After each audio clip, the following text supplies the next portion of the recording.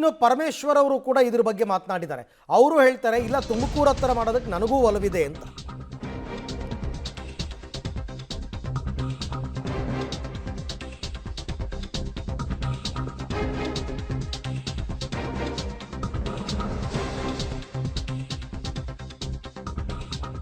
ಬೆಂಗಳೂರಿಗೆ ಎರಡನೇ ಏರ್ಪೋರ್ಟ್ ಜಟಾಪಟಿಯಲ್ಲಿ ಈಗ ಉಪಮುಖ್ಯಮಂತ್ರಿ ಡಾಕ್ಟರ್ ಜಿ ಪರಮೇಶ್ವರ್ ಅವರು ಪ್ರತಿಕ್ರಿಯೆ ಕೊಟ್ಟಿದ್ದಾರೆ.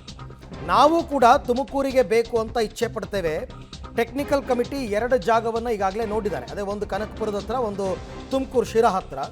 ತುಮಕೂರಿಗೇನಾದರೂ ಆದರೆ ನನಗೆ ಬಹಳ ಸಂತೋಷ, ಆದರೆ ಸರ್ಕಾರ ಏನು ಕ್ರಮ ತಗೊಳುತ್ತೆ ನೋಡೋಣ ಅಂತ ಪರಮೇಶ್ವರ್ ಅವರು ರಿಯಾಕ್ಟ್ ಮಾಡಿದ್ದಾರೆ.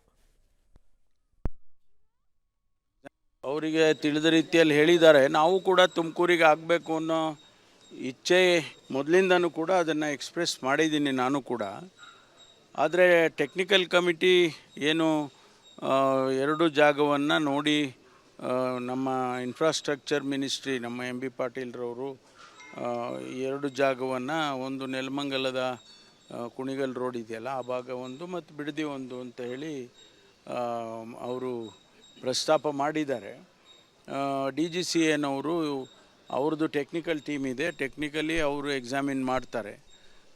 ನಮಗೆ ತುಮಕೂರಿಗಾದರೆ ಭಾಳ ಒಳ್ಳೆಯದಲ್ಲ, ಯಾಕೆಂದರೆ ಒಂದು ಸುಮಾರು 18-20 ಜಿಲ್ಲೆಗಳಿಂದ ತುಮಕೂರು ಪಾಸ್ ಆಗುತ್ತೆ, ಅವರಿಗೆಲ್ಲ ಅನುಕೂಲ ಆಗುತ್ತೆ ಅನ್ನೋದು ಒಂದು ನಮ್ಮ ಆರ್ಗ್ಯುಮೆಂಟು. ಎರಡನೇದು ಇನ್ನೊಂದು ಸ್ವಲ್ಪ ಇಂಟರ್ನ್ಯಾಷನಲ್ ಏರ್ಪೋರ್ಟ್ ಈ ಬಗ್ಗೆ ಮತ್ತಷ್ಟು ಮಾಹಿತಿ ನನ್ನ ಕೊಲೀಗ್ ಶ್ರೀನಿವಾಸ್ ಅವರಿಂದ ಪಡ್ಕೊಳ್ಳೋಣ. ಶ್ರೀನಿವಾಸ್, ಈಗ ಕಾಂಗ್ರೆಸ್ನಲ್ಲೇ ಪರ ವಿರೋಧ ಇದೆ. ಕೆಲವರು ಕನಕಪುರ ಹತ್ರ ಮಾಡಬೇಕು, ಬಿಡದಿ ಹತ್ರ ಮಾಡಬೇಕು ಅಂತ, ಕೆಲವರು ತುಮಕೂರು ಹತ್ರ ಮಾಡಬೇಕು ಅಂತ, BJP ಕೂಡ ಬೇಡ ಅಂತ ಇದ್ದಾರೆ ಕನಕಪುರದ ಹತ್ರ. ಈಗ ಇದು ಯಾವ ಹಂತದಲ್ಲಿದೆ ಅಂತ ಇವರು ಫೈನಲ್ ಮಾಡಿದ್ಮೇಲೆ ಕೇಂದ್ರ ವಿಮಾನಯಾನ ಇಲಾಖೆಯವರು ಬಂದು ಜಾಗ ಸರ್ವೆ ಮಾಡಿ ಅವರು ಗ್ರೀನ್ ಸಿಗ್ನಲ್ ಕೊಡಬೇಕು. ಇದು ತುಂಬ ಪ್ರೀಮೆಚ್ಯೂರ್ಡ್ ಹಂತದಲ್ಲಿದೆಯಾ ಈ ವಿಚಾರ ಅಂತ? ಅರವಿಂದ್, ಒಂದು ಈಗಿರುವಂತಹ ಸ್ಟೇಟಸ್, ಇನ್ನೂ ಜಾಗ 2-3 ಕಡೆ ಜಾಗ ಗುರುತಿಸುವಂತಹ ಕೆಲಸವನ್ನ ರಾಜ್ಯ ಸರ್ಕಾರ ಮಾಡಿದೆ ಅಷ್ಟೇ. ಒಂದು ಕನಕಪುರದ ಕಡೆ ಇರುವಂಥದ್ದು, ಮತ್ತೊಂದು ತುಮಕೂರಿನ ಶಿರಾ ಬಳಿ ಈ ಒಂದು ಜಾಗವನ್ನ ಗುರುತಿಸಲಾಗಿದೆ. ಆದರೆ ಯಾವ ಜಾಗ ಅನ್ನುವಂಥ ಅಂತಿಮ ಯಾವುದೇ ನಿರ್ಧಾರವನ್ನ ರಾಜ್ಯ ಸರ್ಕಾರವು ತೆಗೆದುಕೊಂಡಿಲ್ಲ. ನೀವು ಹೇಳಿದಾಗೆ ಒಂದಷ್ಟು ನಿಯಮಗಳಿದ್ದಾವೆ. ಆ ಜಾಗ ಗುರುತಿಸಿದಾದ್ಮೇಲೆ ಸೆಂಟ್ರಲ್ ಗೌರ್ಮೆಂಟ್ ಇದ್ದ ವಿಮಾನಯಾನ ಸಚಿವಾಲಯದ ಇಲಾಖೆ ಅಧಿಕಾರಿಗಳು ಬಂದು ಆ ಜಾಗವನ್ನು ಪರಿಶೀಲನೆ ಮಾಡಬೇಕು. ಇಲ್ಲಿ ಏರ್ಪೋರ್ಟ್ ಮಾಡಲಿಕ್ಕೆ ಸಾಧ್ಯತೆ ಇದೆ ಅನ್ನುವಂತಹ ವರದಿಯನ್ನು ಕೊಡಬೇಕು. ಅದಾದ ಮೇಲೆ ಪ್ರಕ್ರಿಯೆಗಳು ಪ್ರಾರಂಭ ಆಗ್ತವೆ. ಅದಕ್ಕಿಂತ ಮುಂಚೆನೆ ಈ ರಾಜಕೀಯ ಕಿತ್ತಾಟಗಳು ಪ್ರಾರಂಭ ಆಗಿದೆ ಅಂತ ಹೇಳಬಹುದು. ಒಂದ್ ಕಡೆ ಸಿಎಂ ಅವರು ತಮ್ಮ ಭಾಗಕ್ಕೆ ತೆಗೆದುಕೊಂಡು ಹೋಗಬೇಕು ಅನ್ನುವಂತಹ ಇಚ್ಛೆಯನ್ನು ವ್ಯಕ್ತಪಡಿಸಿ ಈ ರೀತಿಯಾದಂತಹ ಹೇಳಿಕೆಗಳನ್ನ ಅಥವಾ ಪ್ರಕ್ರಿಯೆಗಳನ್ನ ಮಾಡ್ತಿರುವಂತದ್ದು.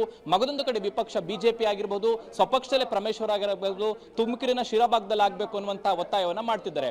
ಮುಂದುವರೆದು ಕೇಂದ್ರ ಸಚಿವರಾದಂತಹ ಸೋಮಣ್ಣ ಅವರು ಕೂಡ ಕೇಂದ್ರ ವಿಮಾನಯಾನ ಸಚಿವ ರಾಮಮೋಹನ್ ನಾಯ್ಡು ಅವರಿಗೆ ಕಳೆದ ಏಪ್ರಿಲ್ನಲ್ಲೇ ಪತ್ರವನ್ನ ಬರೆದಿದ್ರು. ಆ ಭಾಗದಲ್ಲಿ ಅಂದ್ರೆ ತುಮಕೂರಿನ ಶಿರಾ ಭಾಗದಲ್ಲಿ ಮಾಡಿದ್ರೆ ಮಧ್ಯ ಕರ್ನಾಟಕ ಮತ್ತೆ ಉತ್ತರ ಕರ್ನಾಟಕದ ಭಾಗದಲ್ಲಿ ಅಭಿವೃದ್ಧಿ ಆಗುತ್ತೆ, ಉದ್ಯೋಗಗಳು ಸೃಷ್ಟಿ ಆಗುತ್ತೆ, ಅಗತ್ಯ ಜಾಗ ಕೂಡ ಇದೆ ಅನ್ನುವಂತಹ ಒತ್ತಾಯ ಮತ್ತೆ ಶಾಸಕರು ಸಹಿ ಹಾಕಿರುವಂತಹ ಪತ್ರವನ್ನ ಕೇಂದ್ರ ವಿಮಾನಯಾನ ಸಚಿವರಿಗೆ ಕೊಟ್ಟಿದ್ರು. ಸೊ ಅದು ಈಗ ಮುನ್ನೆಲೆಗೆ ಬಂದಿರುವಂತದ್ದು. ಹೀಗಾಗಿ ಈ ಒಂದು ಪ್ರಕ್ರಿಯೆಗಳು ಇನ್ನು ಜಾಗ ಗುರುತಿಸುವ ಪ್ರಕ್ರಿಯೆಯಲ್ಲಿ ಮಾತ್ರ ಇರುವಂತದ್ದು. ಆದ್ರೂ ಕೂಡ ತಮ್ಮ ರಾಜಕೀಯ ಹಿತಾಸಕ್ತಿಯಲ್ಲಿ ತಮ್ಮ ಭಾಗಕ್ಕೆ ತೆಗೆದುಕೊಂಡು ಹೋಗಬೇಕು ಅನ್ನುವಂತಹ ಚರ್ಚೆಗಳಾಗ್ತಿದ್ದಾವೆ. ಅಂತಿಮವಾಗಿ ಕೇಂದ್ರ ಸರ್ಕಾರ ಬರಬೇಕು, ಅದಾದ ನಂತರ ಕೇಂದ್ರ ಯಾವ ನಿರ್ಧಾರಗಳನ್ನ ತೆಗೆದುಕೊಳ್ಳುತ್ತೆ ಅನ್ನುವಂಥದ್ದನ್ನ ಕಾದ್ ನೋಡ್ಬೇಕಾಗುತ್ತೆ. ಆದ್ರೆ ತಮ್ಮ ಭಾಗಕ್ಕೆ ಅಭಿವೃದ್ಧಿಯ ದೃಷ್ಟಿಯಿಂದ ತುಮಕೂರಿನ ಶಿರಾ ಬಳಿ ಆದ್ರೆ ಹೆಚ್ಚು ಅನುಕೂಲ ಆಗುತ್ತೆ ಅನ್ನುವಂತ ಚರ್ಚೆಗಳು ಈಗ ಆಗ್ತಿರುವಂತದ್ದು. Arvind, right, thank you Srinivas ತಮ್ಮೆಲ್ಲ ಮಾಹಿತಿಗಾಗಿ. ಕರೆಕ್ಟ್, ತುಮಕೂರು ಹತ್ರ ಆದ್ರೇ ಹೆಚ್ಚು ಅನುಕೂಲ. ಇಲ್ಲಿ ಪ್ರತಿಷ್ಠೆಯನ್ನು ಬಿಟ್ಟು ಜನರಿಗೆ ಅನುಕೂಲ ಆಗೋ ರೀತಿಯಲ್ಲಿ ನಿರ್ಧಾರವನ್ನು ತಗೋಬೇಕಾಗತ್ತಷ್ಟೆ.